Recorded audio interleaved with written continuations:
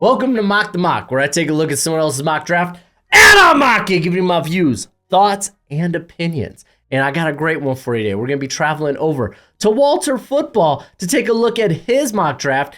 They're always pretty fun. They're pretty crazy, but they always offer a few nuggets. So let's go ahead, get into this sucker, starting with pick one. I'm assuming they're going on current Super Bowl odds, as the Panthers are at 1.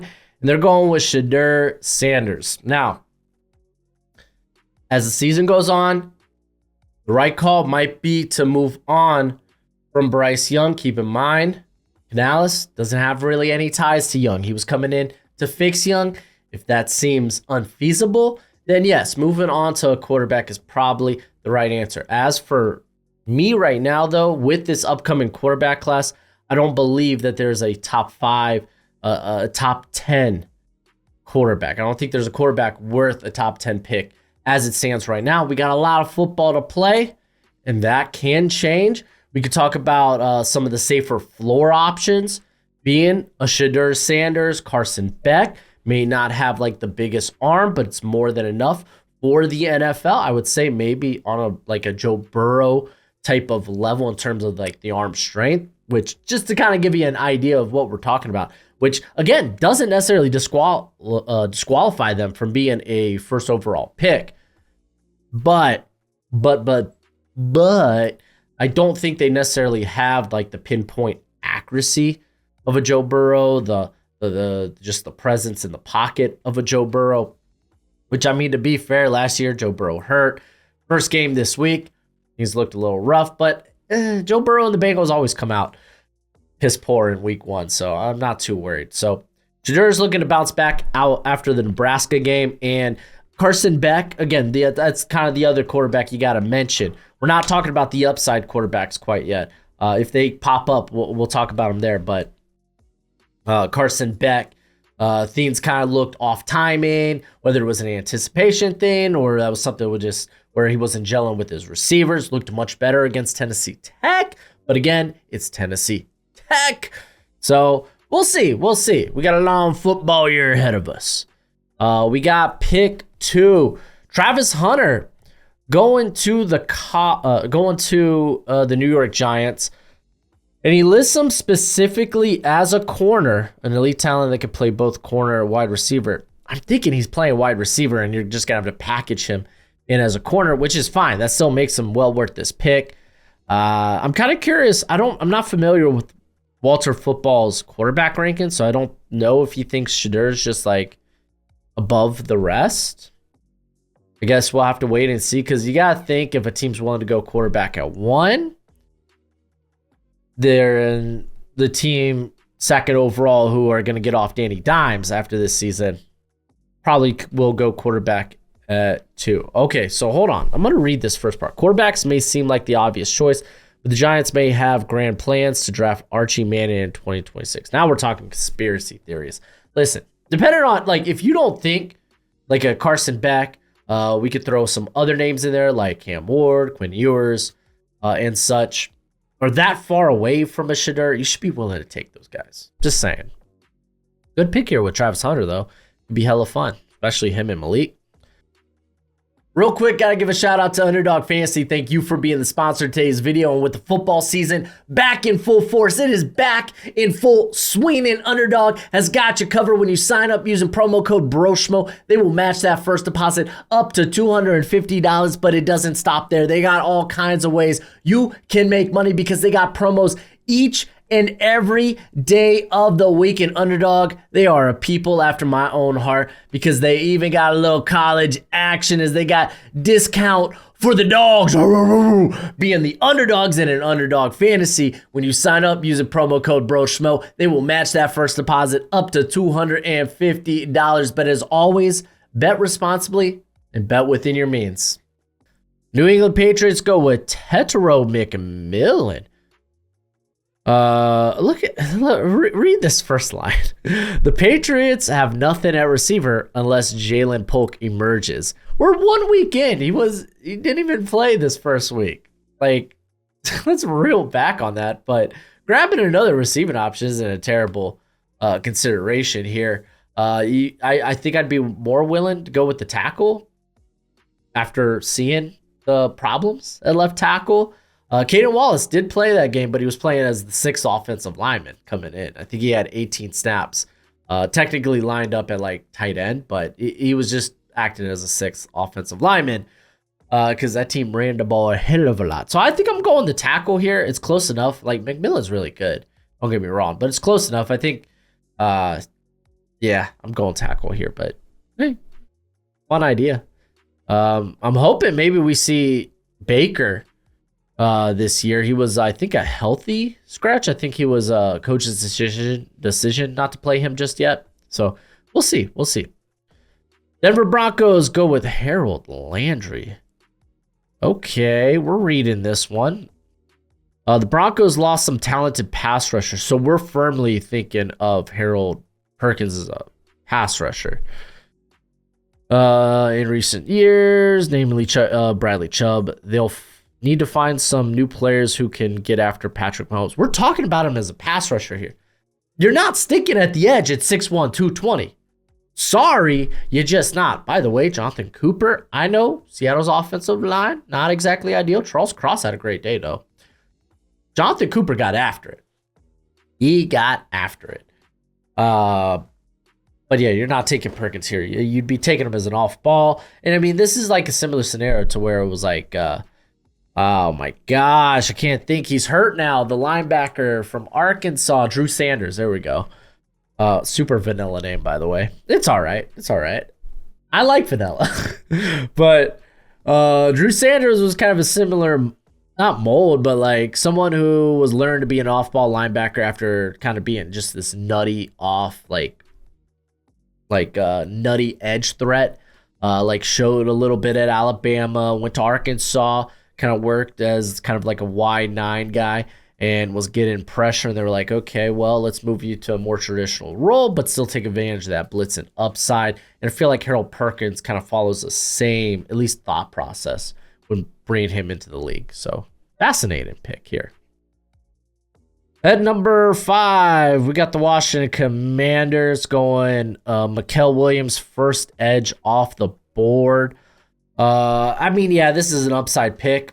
It's probably better than taking like Travon Walker at 1. I know some people were like, he had a shaky week 1. He also had like 1 lone pressure. Like, let's not pretend like he was getting after it. Hey, still, he's trending in the right direction. Like, he was pretty good, I think, during like the second half of last year. But like, still, a guy that's really just traits at this point, whether it's physical and athletic or athletic, you might have to let those guys sit in the cooker for a little bit. And with Williams, that was definitely the case. Like in 2023, he had an 8% pass rush win rate. So at the collegiate level, he's not even winning consistently. And we were hoping to see that this year. And then unfortunately, I think it's an ankle injury, is going to keep him out. He at least kept him out last week. We'll see if it keeps him out any longer. But we were kind of hoping to see a little bit more consistency as a pass rusher for him, from him. At least you're getting a really good run stuffer, but still, he's more traits than anything else at this point. At 6, the Chicago Bears go Mason Graham. Golly, dude, the Bears defense played really well in week 1, and this would just be like, I don't want to say overkill, but I don't mind it. I don't mind it one bit. I kind of like it. I mean, you got to think about with the Bears, like, where do you go? Like, you feel like you have a lot of holes filled. And at this point, you're just adding even more talent to that defense, like Mason Graham there with Von Dexter. Like, Andrew Billings was getting after it. Yo, get it, man. But, yeah. I'm not against it. That's my number 2 overall prospect currently. So, I like it. I like it. Bears are kind of a tough team to project. If they get a later pick, you might be willing to go with like a more of a guard play. We got the Minnesota Vikings going Will Johnson. He's my number 1 overall prospect. They would love more cornerback depth. Stephon Gilmore is obviously just really a current intermediate solution. I think he's only on a 1 year anyway. Still playing really well. But you want to get a little bit more depth out there. Obviously, they've they lost some guys prior to the season, as you had the tragedy with Kyrie Jackson, who they drafted in I think the 4th or 5th round, I can't recall. And then you also had Mekhi Blackman going down for the season before a game even starts. Byron Murphy's kind of been like okay. So you want more guys out there. So like I like this. I love this. I mean, he's my top overall prospect. Of course I love it. All right, pick 8. Will Campbell going to the Saints. I don't know, man. Okay, I get it. Panthers don't have any pass rush, but if Trevor Penning ends up working out at right tackle, golly, you're feeling really good for the Saints, right? You're feeling really, really stinking good. Saints are another tough team to kind of project what they may go. Again, I mean, all this is going to change after the season, once free agency happens. Like, a lot of this is going to change, but kind of like trying to project what may happen. Like, honestly, like I keep quarterback in my mind. You're like, well, they had Spencer Rattler. It's like, yeah, he was also a 5th round pick. I'm starting not to believe in short quarterbacks. Thanks, Bryce Young, dang it. So, like, maybe taking a shot at quarterback isn't so bad, especially knowing that you won't have to start him for another year, because I think you're at least have to be on Derek Carr's contract until 2025. Don't quote me on that. May have been just something I read. I love Will Campbell, though. If things don't work out with Trevor Penning, absolutely, because Ryan Ramczyk, it feels like his football career might be over because of the knee. Pick 9, Arizona Cardinals go with James Pierce, next edge in this class. Yeah, they need more pass rush help. That defensive front for the Cardinals just isn't that good. The defense in general is just not that good. You're kind of waiting for some of these young guys at the corner position to develop. Some of the guys they've drafted the last couple of years. Edge, right now, it's kind of this Mod Podge of just guys. BJ Ojolari can't stay healthy, just like his stinking brother Aziz. That sucks. And I mean, yeah, you really just, outside of like Gardeck, I mean, Zaven Collins has been like solid. He's kind of been he can do off ball, but he's really worked out mainly as an edge rusher. So, like, they have guys, but they don't have the guy. Pierce could definitely be that explosive first step. Just needs to put a little meat on the frame. We got Carson Beck going to the Las Vegas Raiders here at 10.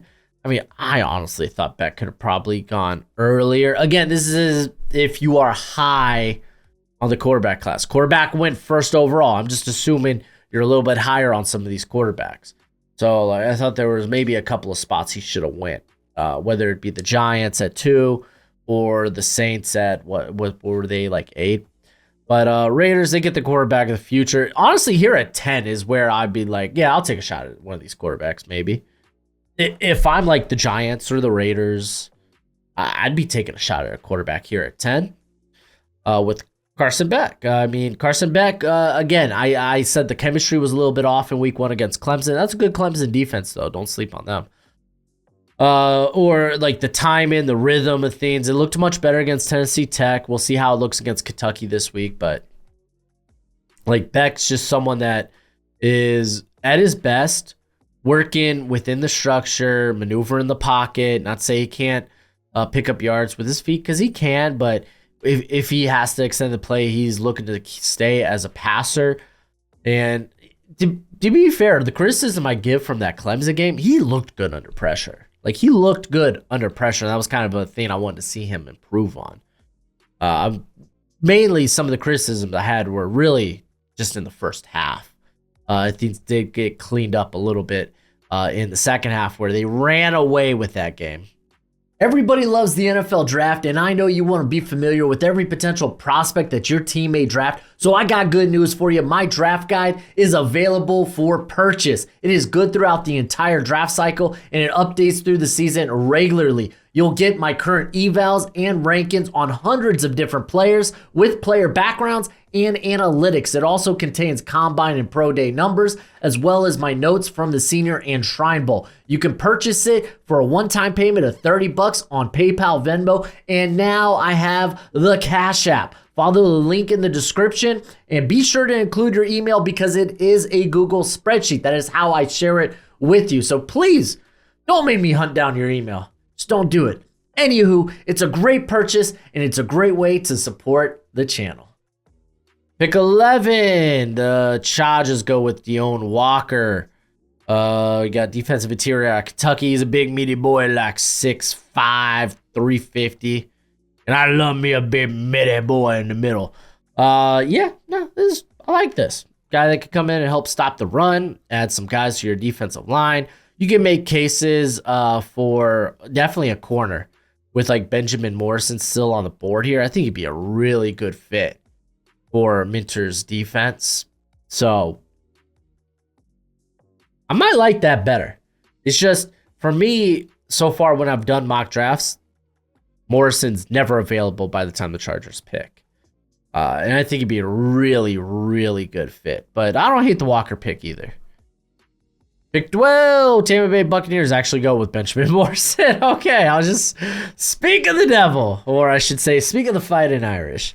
The dude's really good. When it comes to what he exactly is, he's a smooth mover. Not nearly as smooth as Will Johnson. Not nearly as physical or has the play strength of Will Johnson. There's a want to get physical, but it doesn't always work out in his favor as a run defender. But that's okay because his coverage skills are so stinking good. And Tampa Bay, they've had so far a bad history with guys getting hurt or playing bad at corner for him. You had the roller coaster that was Carlton Davis. Jameel Dean last year had some injury woes. This year you had Bryce Hall go down for the year, seemingly the year, with I think it was a foot injury. Zion McCullough, we'll see how he does this year. But yeah, I mean, corner is a volatile position, so adding more quality corners to your defensive, like your secondary room, is a good pick. A good way to go. Seattle Seahawks go with Nick Skirton. Edge out of A&M, though. I mean, I guess you could play him as like a 3-4 edge if you want to, or 3-4 end, I should say. As you're going to see some multiple fronts, but it's mainly a 3-4 for Mike McDonald there. So I feel like this is overkill. They already got a lot of guys that can do what Skirton does. If anything, I feel like taking the shot on Malachi Starks would be fun as hell. Pairing him up with Julian Love, that'd be really good. Offensive line, kind of first thing that jumps to mind, really. You got Kelvin Banks still on the board. I don't know if Abe Lucas is going to come back and be healthy, and more importantly, be healthy and then be good at this juncture. That just scares me. So maybe going with a tackle might be more optimal, especially with Kelvin Banks, who's my OT1A. Had a good game against Michigan. Quinn Ewers going to the Tennessee Titans. Oh man, we are just, this is hot takes. This is overreaction to week 1. I'm not out on Will Levis. Sure, he did the little ball flip, hand flip a couple of times. One became a pick 6. It is what it is, but I still believe that Will Levis could work well in that system, that he's a guy that can hit the big play, might not have that play-to-play accuracy, but he's a guy that can hit the big play. He's a guy that can pick up yards with his feet. He's got a big frame. He can eat hits. He's basically like value brand Josh Allen, Anthony Richardson, at this juncture. He can grow. So I'm not out on Will Levis, especially if you're going to get Quinn Ewers, who is essentially smaller Will Levis, But hey, Ewers, The consistency with his accuracy has improved. There are still a couple, like in the first couple of games, there were a few misses here and there, but for the most part, it has been very encouraging. That's why we could talk about Quinn Ewers in this first round type of territory. And again, probably like him better like mid to late at this juncture. Probably more so late. Again, a lot of this is just based on that Michigan game. We still got a hell of a lot more games to play. Cleveland Browns go with Talik Williams. Like, this is high in my opinion for a guy who just doesn't rush the passer well. This juncture, who's just a really good run stuffer. This is a team, I know that they got a lot of like 1-year contracts on the interior, but their first pick last year was, well, Talik Williams' teammate, Mike Hall. He's got his own problems right now. I'll just say that. But man, why not? Like, okay, I'm curious. Does he have another quarterback in this mock draft? Because you got to imagine, like, I know financially you can't really do it with Deshaun Watson's contract. You're kind of screwed in that regard. But it doesn't mean you have to stay bad. You could bring in a rookie quarterback. You certainly can. Okay, well, quarterback goes with the next pick, Cam Ward. I would have said, hey, if you're this high on the quarterback class, take one here at 15. But the Steelers, they get their guy of the future. Justin Fields is a free agent after the year. Russell Wilson is a free agent after the year. I feel like anytime quarterback gets brought up for Pittsburgh, people just forget that or they ignore it. Like, hopefully, maybe like now that Justin Fields is starting, which is great, had a good opening week against the Falcons. Hopefully that continues, and maybe you got a guy of the future. That's why I thought you trade for Justin Fields. See if he's a guy you got for the future. If it doesn't work out, bring in Russell Wilson, who hopefully has that high floor for you and can help get you to the playoffs. Because Mike Tomlin sold his soul to the devil, and he will never have a losing season. So they're going to be in playoff contention. But find out earlier in the year if Justin Fields isn't the guy, and then pivot. I don't know why they thought, oh no, we're going to go with Russ as the starter. Like, no, you kind of need to figure out your quarterback problem. Cam Ward, man, he could definitely be in the first round consideration. There's a few things mechanically I don't like about his game. Whether it's the throwing motion, whether it's the pocket presence or lack thereof, and the occasional turnover-worthy play, because he plays with a lot of confidence in his arm, and he will try to fit windows that are very small or sometimes just not even there. So, Cam Ward still, again, let's wait for ACC play to kick off. Good showing against Florida. Let's kind of continue that momentum. At 17, the New York Jets go with Malachi Starks, safety out of Georgia. Chuck Clark, I think, is only on a 1-year deal. They brought him back after the injury. And I think the Jets do like Tony Adams. But Malachi Starks would be a good addition. I mean, at this point, he feels like just an absurdly good value. Problem is, it's kind of tough to project safeties in the first round where they can go, just because it feels like it's a bit devalued in the NFL. Not to like the degree that kind of linebacker is now. And linebacker, I think, is fairly devalued when it comes to the draft, because linebackers take some time to develop. At least that's kind of the trend in the NFL. They just don't hit the ground running. And sometimes you don't even know if a linebacker is going to be a good player in the NFL until they're done with their contract. If you're lucky, maybe you find out in the second or third season.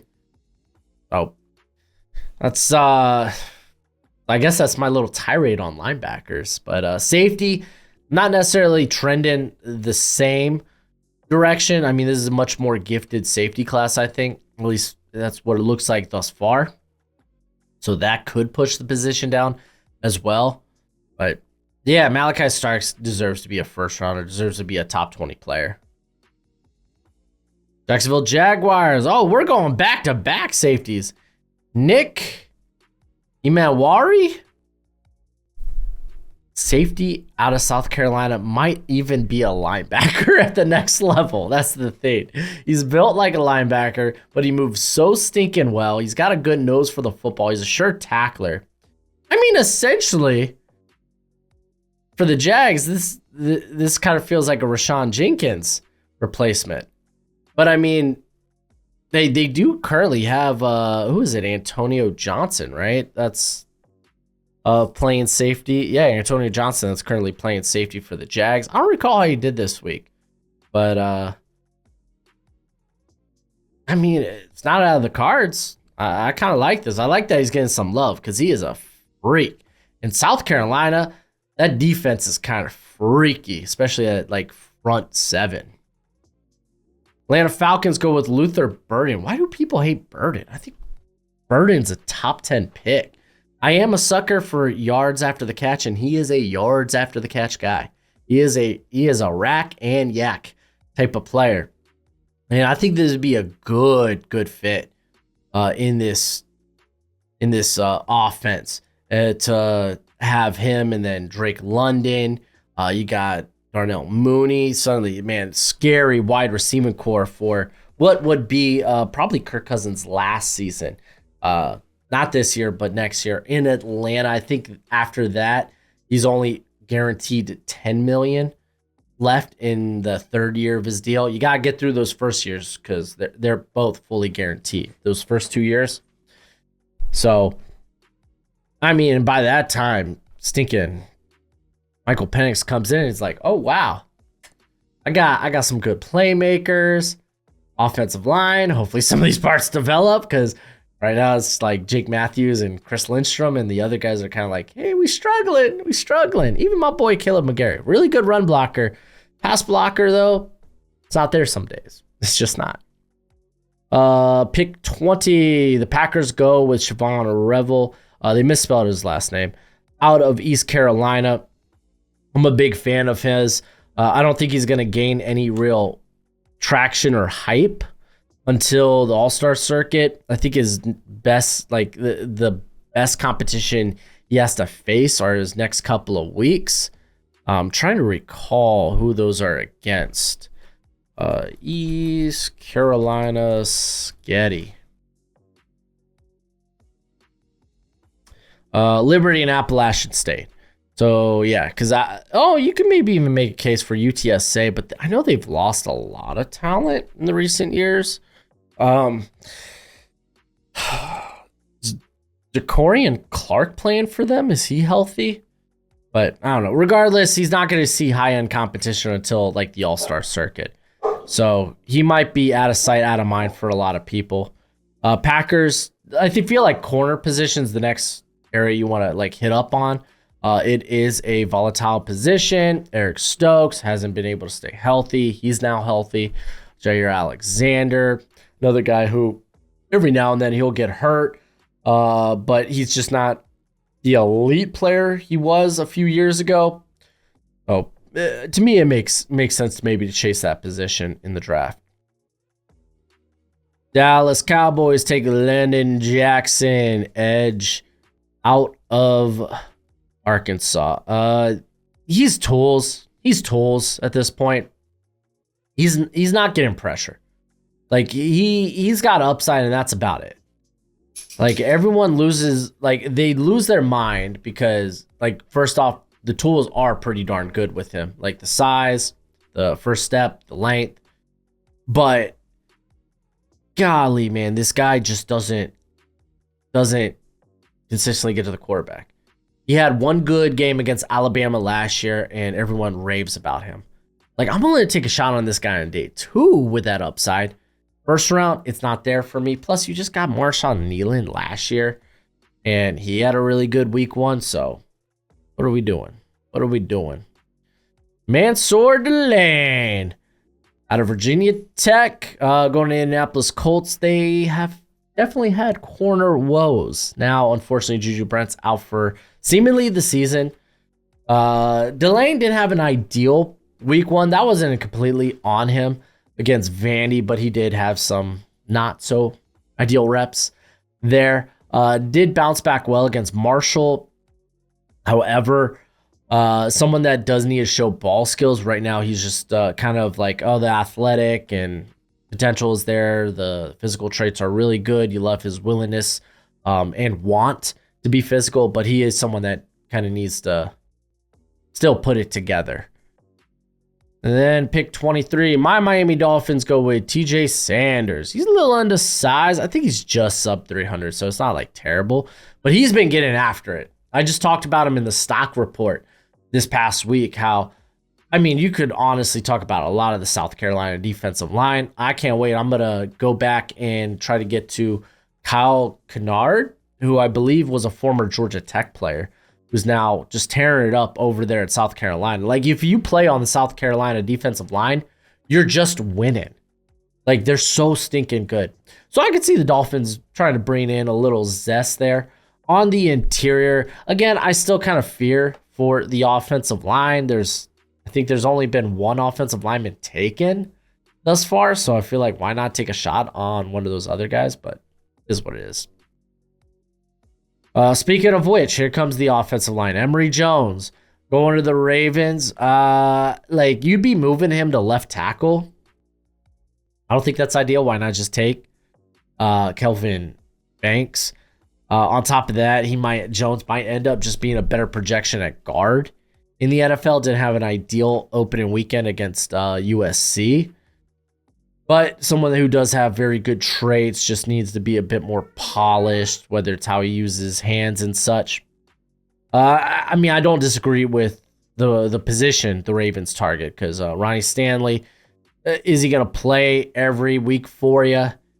It's just, we're kind of at that juncture in his career. It's like, oh, he might be a guy that hopefully plays maybe like 14, 15 games a year for us. And it's not like he's the player he once was. Not to say he's a bad player. Still think he's fairly solid.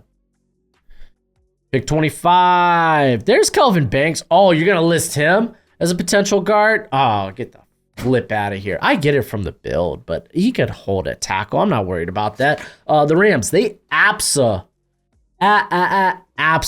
need some tackle help. You're going to throw this cat at left tackle. They're currently waiting for Larry Jackson to get back from suspension. He had a 2-game suspension to start the year. And now the injuries are just piling. Like, Boom is on IR. Steve Avila, IR. Havenstein was inactive, I believe, for week 1. I don't know what his status is going to be thus far for week 2 yet. But, yeah, the injuries have kind of been crippling, unfortunately, for the Rams on the offensive line. So maybe you want to replenish that position. Patrick Payton going to the Bills. Straight up, like, Payton. Again, we're just talking about upside. Like, here, okay, let's read this. Patrick Payton is raw and needs to add bulk. He is raw. He's not winning. He's not freaking winning. Like, Georgia Tech was one thing. I get it. It is what it is. Boston College is another, man. A 5% pass rush win rate. He's just traits right now. He needs to turn it around if he's even going to be thought of in the first round. But getting Gregor Rousseau a running mate would be stupid ideal. Von Miller did come alive this week, but he's going to be more of a DPR option for that Bills defense. Cincinnati Bengals go Colston Loveland. That's kind of like a hand-in-glove fit. Like, yeah, let's go out and get that tight end for Joe Burrow. Like, if you're trying to figure out, like, you know Loveland's going to go in the first round, but where? Like, the Bengals are kind of an easy fit. You got Mike Gesicki only on a 1-year deal. Drew Sample, more of an all-around type of tight end. Good security blanket, good blocker, but doesn't have the upside as a pass catcher like a Loveland does. Nick Anderson. Oh, going to the Lions here. I believe Anderson was inactive this past week against Houston. But someone in terms of like traits, build, launch speed, yes, love it. Hands need some work, ball skills in general. Like, there definitely needs to be a lot of polish. This game is not the most nuanced route runner, so he feels like more traits than anything else at this juncture. But I get it. Guy's got a load of potential. Detroit Lions, they could probably use someone outside of Amon-Ra St. Brown and Jameson Williams because they like playing Amon-Ra St. Brown in the slot as they should. He's one of the best slot. He is the best slot receiver. Well, that's not true. He's one of the best slot receivers in football because CeeDee Lamb plays a lot out of the slot, but also can play outside and you still feel good about it. So grabbing a Nick Anderson would be super. Well, grabbing a receiver in general would be super dope. I would like going like Alec Io Manor. That's kind of my guy out of Stanford. Okay, pick 29. Ashton Genty to the Houston Texans. Joe Mixon is just a temporary solution at running back. He's on a 3-year deal. I don't know. You know what? Let's do it. Let's do it right now. Let's take a look at the contract breakdown. I'm curious. I want to know what the extension looks like because it was like 3 years, $27 million. I don't know what it was. Did it have any like guarantees? I don't know. Well, let's find out. So they could cut him next year, and it would be $8 million in dead cap. Oh no, that's after 2025. It would be $13 million if they cut him after this season. So you're probably writing it out for 2026. If I'm drafting a running back in the first round, he's playing immediately. Because honestly, that's when like running backs could hit the ground running. And if you're gonna spend a first round pick on a running back, this is probably the cheapest they're ever gonna. This is gonna be the cheapest they're ever gonna be for you. I'm not having a guy sit behind. Screw that. Yeah, I don't like this pick. I love Ashton Genty. He's my running back one. I was raving about him. I just want to throw it out there. I think I was the first person to say, "Oh, he's running back one." Just throwing it out there, guys. Absolutely love that kid. The Philadelphia Eagles go with Princely Umami out of they got Florida. He's at Ole Miss right now and doing great work, by the way. Dude's a very solid like pass rusher. Like he doesn't have like the high, like he's not bendy. I won't say he's got like elite explosiveness or burst. He's just good. He's got good size, good first step, and very good technician. Probably lends itself to being a back end of the first round, early day 2 type of pick. Eagles, you just invested a lot of money in getting some pass rush. I get it. Like maybe you're looking for that Brandon Graham role for the future, but for me, this ain't it, boy. I want to go edge early if I'm the Eagles as of right now. We'll see. Let the season play out. Maybe they're like, oh, wow, we can't get pressure. What the hell? 49ers go with Kenneth Grant. I like Kenneth Grant. A lot of upside. I talked yesterday about how he's just not been as effective thus far as I hoped he would be. Him for the Niners getting him here would be pretty nice. I mean, the Niners are a team that loves depth along the defensive line, so makes sense. Not out of the realm of possibility, certainly not, and would be good value. But yeah, we're gonna have to check in. I think I'm gonna reevaluate my rankings in the next couple of weeks based off like the first 4 to 5 weeks of the season. And Kenneth Grant might end up being a faller, really might. DeMonte Capehart out of Clemson. So I'm mad. I didn't get a chance to get to him just yet. He's like the next guy I want to watch from this interior class because I've heard really good things about him. He really stood out against Georgia, which, hey, that's a great sign. So I'm very excited. And hey, man, if he's got the upside, yo, because this isn't just coming from like Walter Football. I heard Connor Rogers say this about Capehart. So I'm very, very excited about that. He's got a round 2 here, so we're going to run through round 2 real quick. Bears go with Ernest Green the third. I feel like at this point, you're probably moving him to guard. He's going to be an interesting cat as guard honestly might be the better position for him in the NFL. We got Quinshon Judkins going to the Giants. Everything but quarterback. Everything but quarterback. Again, man, I guess Walter Football here. He's really playing into the Archie Manning hype for 2026, but you got to be bad enough to get there. You got to be bad enough to get there. So Judkins, I think, firmly running back 2 in this class, by the way. Patriots get their tackle in Ariante Urshi out of Minnesota. He's got length, good movement skills. I like him as a potential first-round tackle. Emeka Buka going to the Broncos. So, yeah, I mean, this would be the type of receiver they probably really like. Someone who could create after the catch a little bit. Very crafty route runner. So, yeah, cool. Washington Commanders go Deion Burks. Get a literal deep threat here. With blinding speed. He's better. He's basically just like, hey, we didn't like Jahan Dotson, but we want someone with Jahan Dotson's skill set. That's kind of what this Burks pick would be. The Bears, they go JT Tuimoloau. Haven't watched Ohio State much this year because they've played all of West Virginia and Akron. Not West Virginia. Western Michigan and Akron. So I'm waiting for those. I'm waiting for that big matchup before I'm waiting for the big matchup.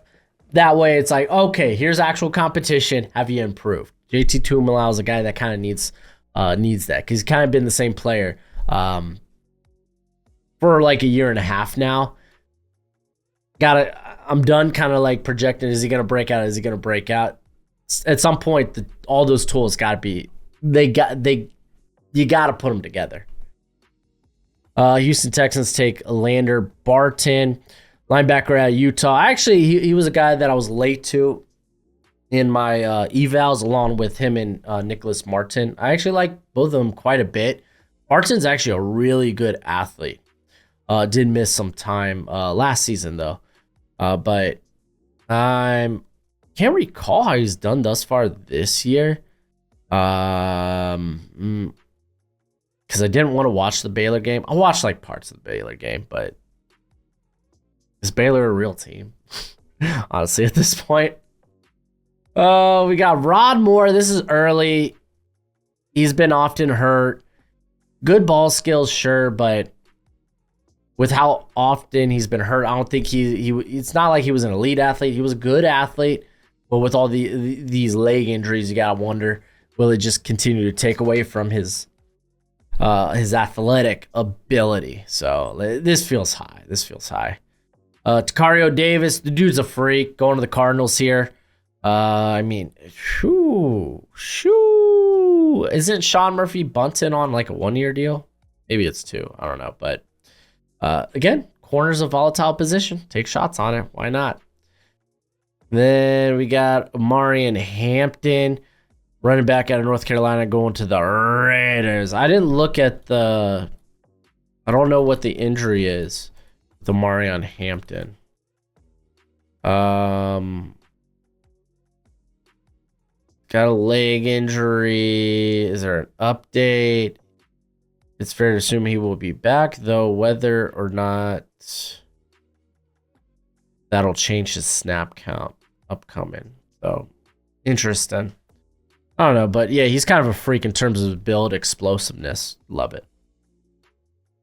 There goes Ollie Gordon to the Chargers. J.K. Dobbins, can you stay healthy? Gus Edwards, he's fine. But if Jim Harbaugh is a team that really, really wants to run the ball down your throat, Ollie Gordon is kind of that guy. Donovan Jackson going to the Bucks, guard at Ohio State. Love the movement skills. He's another guy with good upside, and he's starting to reach that potential.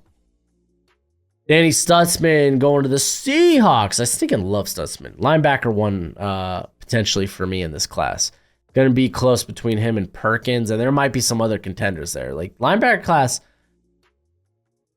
the depth's going to be interesting, but they got some players. They got some ballers in this class. Danny Stutzman is one of them. Caden Prather, wide receiver at Maryland, going to the Titans. I personally think there's a better wide receiver on Maryland by the name of Ty Felton. And it is what it is.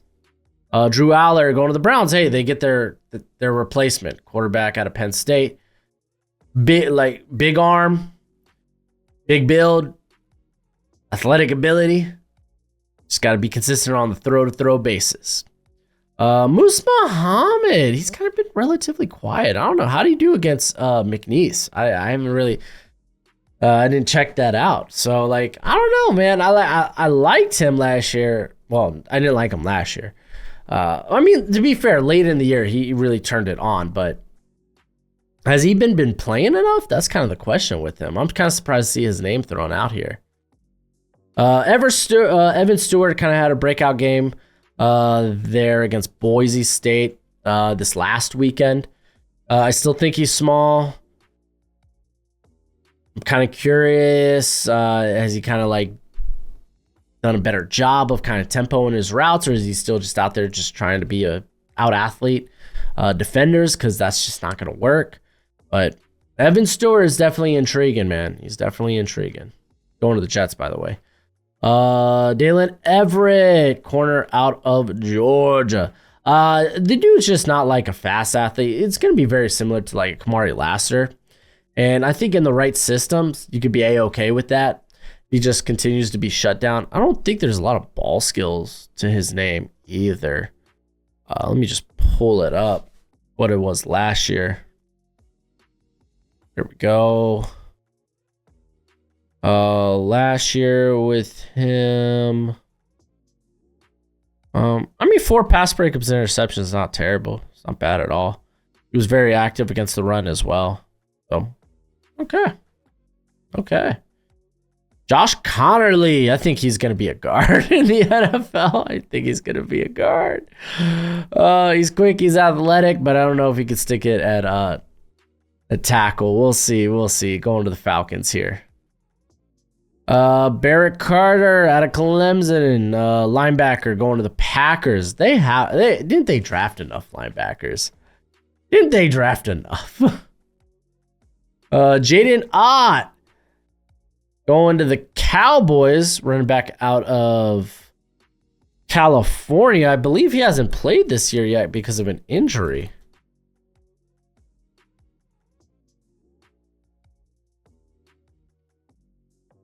Did I misspell Jaden? I did. Okay, he's probable. Has he played yet? Oh, no, I'll look into that later. But to me, he was very like, yeah, he looks like a fine running back, but those guys go early day 3.